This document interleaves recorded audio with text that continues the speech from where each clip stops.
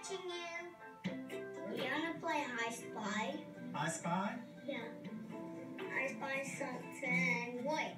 Something white? Yeah. That boat down there? Yeah. Okay. What do you spy? Yeah? I spy a little boy that's always been motivated to do his best. You know, the happiest day of my life was the day we brought you home from the hospital, buddy? The day you were born? Well, I found out when I was 14 weeks pregnant or so that Thomas was going to be born with one arm. We're just going to do the best we can and said, okay, this is my child no matter what. We just decided to treat different as no different. We did what all of your parents did. Your parents embraced your skills, right? Your parents accepted the fact that you're different than maybe your brothers and sisters, right? My goal was to give him the skills to be successful in a two-handed world, both mentally and physically the skills. And ultimately, never for him to say, I can't. How old were you when you could catch a ball? Do you remember? He doesn't remember because he was only 10 months where he could catch a ball that was thrown in the air. The doctors looked at us and said, no way. I know that sounds bananas, but he would prop himself up on our table while golf was on television, and he would swing, and it would mock and mimic what the golfers were doing on TV. And it was bizarre how perfect his golf swing was. He just took off.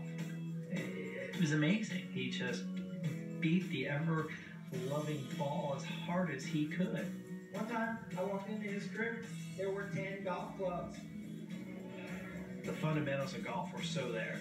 The hip turn, the weight transfer, the position at impact, the finish. It wasn't until I videoed it that I said, well, that's pretty good. All right, you ready to rock? Make it scream. Where do you want to put it? I'll hit for the right spikes. There you go. There's Tommy's swing. Oh, God. What do you think out here? I don't think you could play. You think it's a 7? Head down, fall through. Out of the rock. That's a boy. Good boy, Tommy. Hey, where'd you go? Oh, man. Birdie. Wait, get Birdie. Good job. Hunting for birdie. Yeah, that's a boy. First time Tommy competed in a competition, one of the fathers came up to me after the round and he said, gotta tell you something. Never in my wildest dreams did I ever expect to bring my child out to a golf event and have his butt kicked by a one-arm kid. And I smiled, the guy just said, no offense. I said, I'm not offended. In his biological makeup, he's right-handed, but he doesn't have a right hand. So to be able to do what he does with his left hand is, to me, nothing short of a miracle. And a lot of tour players have said the same thing. It's just perfect technique. You're talking about guys like Ricky Fowler, Bill Mickelson, Tiger Woods, Jordan Spieth, Bubba Watson. Bubba Watson was first. Because he's my favorite golfer. He makes me smile. I've watched it firsthand. I've teed golf balls up for him, so I've seen it up close. And I was like, how is he going to hit it? It's remarkable, it's special, it's amazing, whatever you want to name it.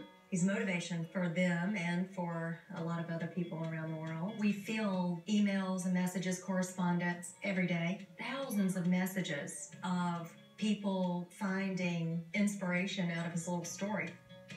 I was drawn to him because he's inspired me more than I'm inspired him. I get to see the smile on his face.